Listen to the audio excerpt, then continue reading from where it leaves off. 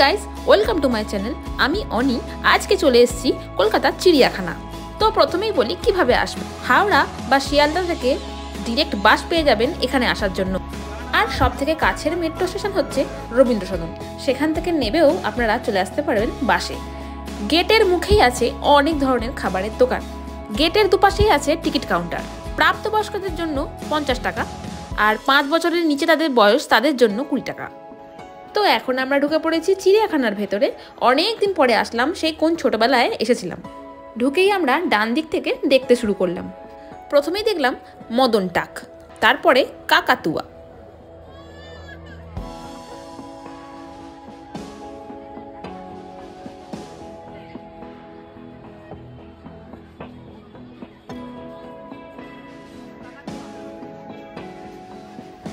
এখানে আমরা দেখলাম বিভিন্ন ধরনের কাকাতুয়া, কোনোটা রঙিন, কোনোটা সাদা।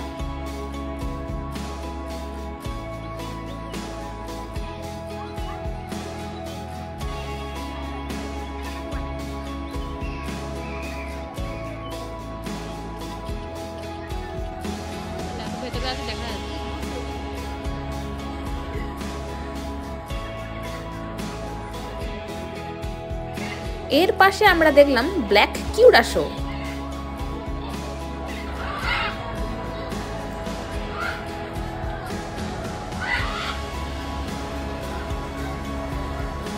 পাখি দেখা শেষ করে আমরা আরো ডান দিকে চলে এলাম ব্যাঘ্র বাবাজির দেখা পেতে। শীতের রোদ পোহাতে তিনি এখন পায়চারি করছেন।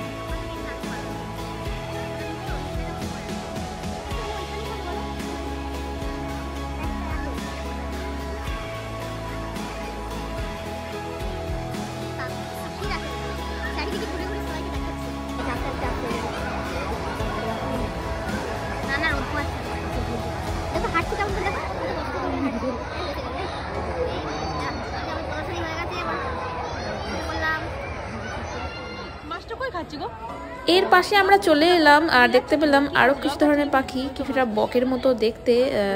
আই থিঙ্ক সারস কিছু একটা হবে, কিন্তু এটার নাম মেনশন করা নেই, তাই ঠিক মতো বলতে পারছি না কি নাম।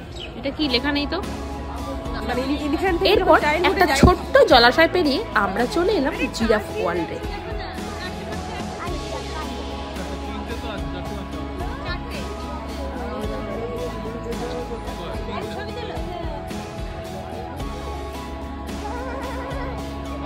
আরেকটা কথা বলে রাখি, যেহেতু বিশাল জায়গা জুড়ে তৈরি হয়েছে এই চিড়িয়াখানা, তাই পশু পাখির খাঁচা ছাড়াও অনেকটা ফাঁকা মাঠ আছে, এবং সেই মাঠে দেখতে পাচ্ছি সবাই পরিবার পরিজন নিয়ে একটা ফ্যামিলি পিকনিক করছেন। তো ফ্যামিলিকে নিয়ে টাইম স্পেন্ড করা বা একটা ছোট্ট পিকনিক অ্যারেঞ্জ করার জন্য এই চিড়িয়াখানা আপনার জন্য বেস্ট অপশন হতে পারে। এরপর আমরা দেখতে চলে এলাম চিতাবাঘ।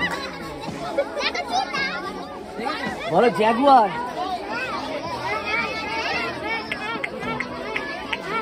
সবাই যাচ্ছে।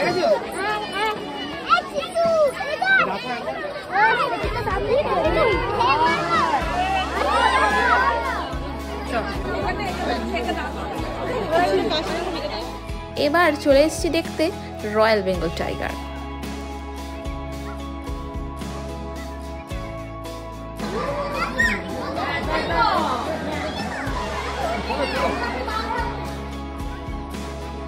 এরপর আমরা চলে এলাম হায়না দেখতে।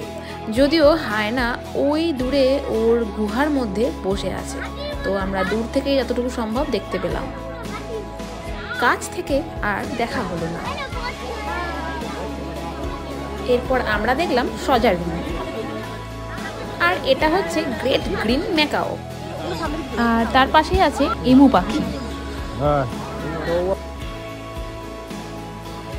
এর উল্টো দিকে আমরা চলে এলাম জলহস্তী দেখতে।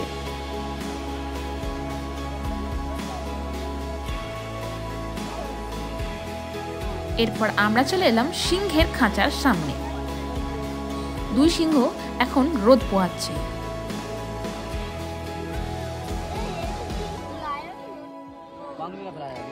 এরপর আমরা চলে এলাম ময়ূর দেখতে। এখানে দু রকমের ময়ূর দেখতে পেলাম আমরা, একটা সাদা আর একটা হচ্ছে যেটা আসল ময়ূর।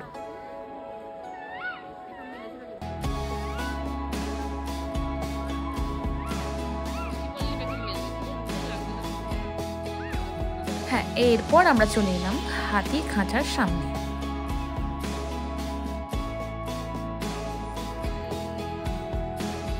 এরপর আমরা দেখলাম বিভিন্ন ধরনের বক।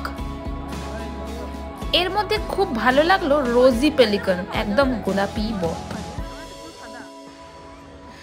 এরপর অনেকটা জায়গা জুড়ে একটা ফাঁকা মাঠ আমরা দেখতে পেলাম, একটা রেস্টুরেন্টও আমরা দেখতে পেলাম, সেখানে আপনারা লাঞ্চ সারতেই পারেন। আর এই ফাঁকা মাঠেও আপনারা পিকনিক সেরে নিতে পারবেন। এরপর আমরা দেখতে পেলাম গিবন, ঠিক শিম্পাঞ্জির মতোই। তাদের কার্যকলাপ দেখতে দেখতে হেসে কুটুকুটি, সব বাচ্চারা।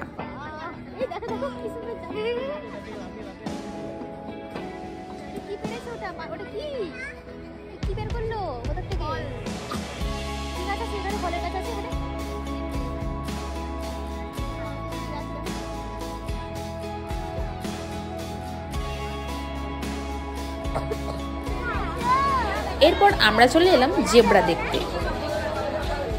দুর্ভাগ্যবশত শিম্পাঞ্জি আমরা দেখতে পেলাম না, কারণ ওই এরিয়াটা এখন কাজ চলছে।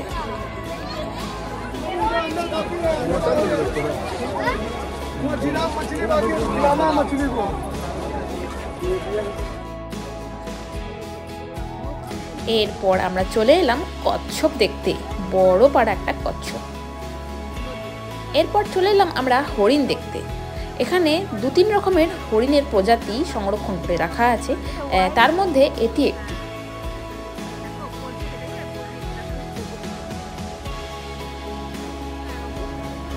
এরপর আমরা চলে এলাম ভাল্লুক দেখতে।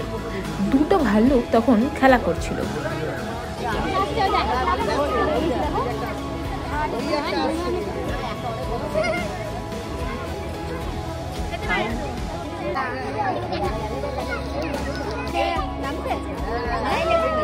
ও মা, কি সুন্দর ভাল্লুকটা! আমরা হাই করছি, সেও আমাদেরকে হাই করছে।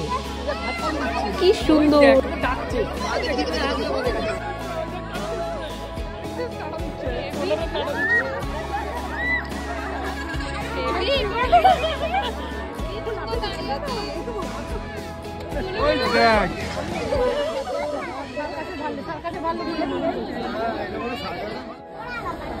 এরপর আমরা দেখব লেমুর। ওর পাশেই ছিল ঘড়িয়াল, অর্থাৎ কুমির।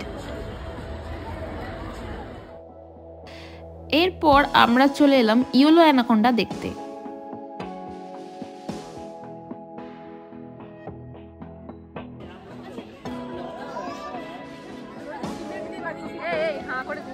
এরপর আবারও আমরা চলে এলাম অন্য এক প্রজাতির কুমির দেখতে।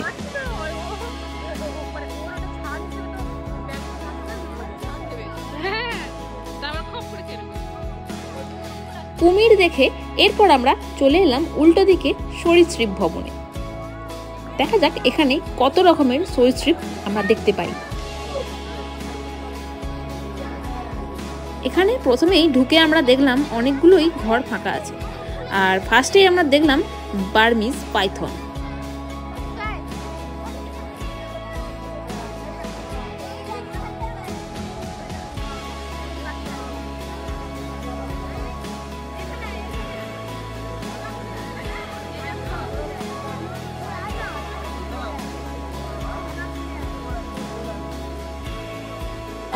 এরপর আমরা দেখলাম রেটিকুলেটেড পাইথন।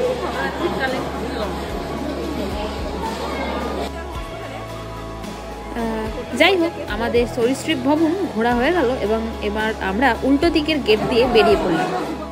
সরীসৃপ ভবন থেকে বেরিয়েই ডান দিকে আমরা চলে গেলাম আবার সেই হরিণের খাঁচার সামনে। এখন দেখতে পাচ্ছি 2টো হরিণ এখন শিং দিয়ে মারামারি করছে।